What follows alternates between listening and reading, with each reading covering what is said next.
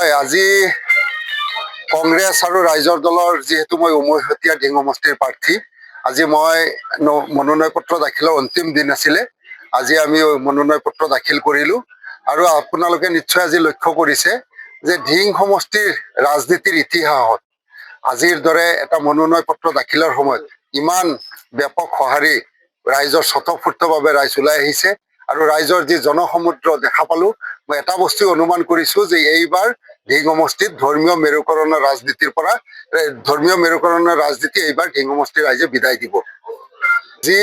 যিটো কথা আপুনি কৈছে যে নিৰ্দলীয় প্ৰাৰ্থী, তেওঁ নিজৰ ব্যক্তিৰ স্বাৰ্থৰ বাবে হৈছে। আমি ব্যক্তিৰ স্বাৰ্থৰ বাবে ৰাজনীতিত অহা নাই। আমি আহিছোঁ অসমখনত এখন ভয়মুক্ত অসম গঢ়াৰ বাবে আৰু বিৰোধী ঐক্যমঞ্চ যিটো গঠন হৈছে, ৰাইজৰ দল, অসম জাতীয় পৰিষদ, CPI, CPML এই আদি দল যিবিলাক একগোট হৈ পেলাই বিজেপি বিৰোধী, স্বৈৰাচাৰী বিজেপি বিৰোধী এটা বিৰোধী ঐক্যমঞ্চ গঠন হৈছে আৰু এই বিৰোধী ঐক্যমঞ্চটো অসমৰ যোনে শান্তি বিচাৰে, অসমৰ উন্নয়ন বিচাৰে, অসমৰ বুদ্ধিজীৱী সমাজে গঠন কৰি দিছে যাতে ভোট বিভাজন নহয়।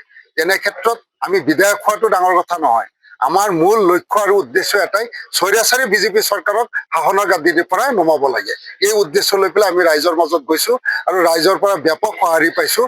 সাধাৰণ শ্ৰেণীৰ পৰা আৰম্ভ কৰি সকলো ৰাইজে এটাই বিচাৰি আছে, বিধায়ক কোন হয় এইটো লৈ তেওঁলোকৰ প্ৰশ্ন নাই। চবৰে মনৰ বাৰ্তা এটাই যে চৰকাৰ পৰিৱৰ্তন হ'ব লাগে আৰু এখন ভয়মুক্ত অসম গঢ়িব লাগে।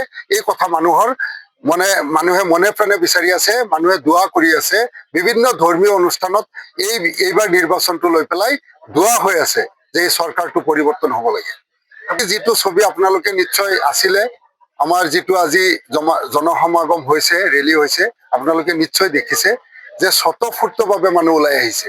আমাৰ যিটো পৰিকল্পনা আছিলে তাতকৈ আৰু 10 গুণ বেছি হৈ গৈছে আৰু চবেই নিজৰ তেল খৰচ কৰি, নিজৰ দিনটো লঘোণে থাকি আমাক কষ্ট কৰি আজি আমাক সংগ দিলে। তাৰ বাবে আজি যিসকলে আমাক সংগ দিলে, সন্মানীয় ঢিং সমষ্টিৰ ভোটাৰ ৰাইজক মই কৃতজ্ঞতা আৰু ধন্যবাদ জনাইছোঁ।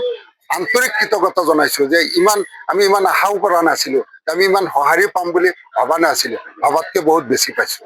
30টা বছৰে ঢিং সমষ্টিত কেৱল ধৰ্মৰ মেৰুকৰণৰ ৰাজনীতি চলি আছিলে আৰু ঢিং সমষ্টিৰ ৰাইজে যোৱা 20টা বছৰে উন্নয়নৰ মুখ দেখা নাই।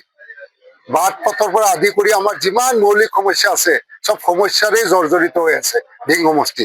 এইবাৰ ৰাইজে বিচাৰিছে আৰু আমাৰ প্ৰথম কথা উন্নয়ন, শেষ কথা উন্নয়ন। আমি ঢিং সমষ্টিৰ সৰ্বাংগীন উন্নয়নৰ পক্ষত আছোঁ আৰু আমি ৰাইজক এটাই প্ৰতিশ্ৰুতি দি আছোঁ, 20 বছৰে ঢিং সমষ্টিবাসীয়ে যি অভাৱ অনুভৱ কৰিছে, এবাৰ মাত্ৰ আমাক সুযোগ দিলে এই অভাৱ আমি 5 বছৰত পূৰণ কৰি দিম। যিকোনো খবৰৰ বাবে যোগাযোগ কৰক আমাৰ এই নম্বৰত 9181 307 221।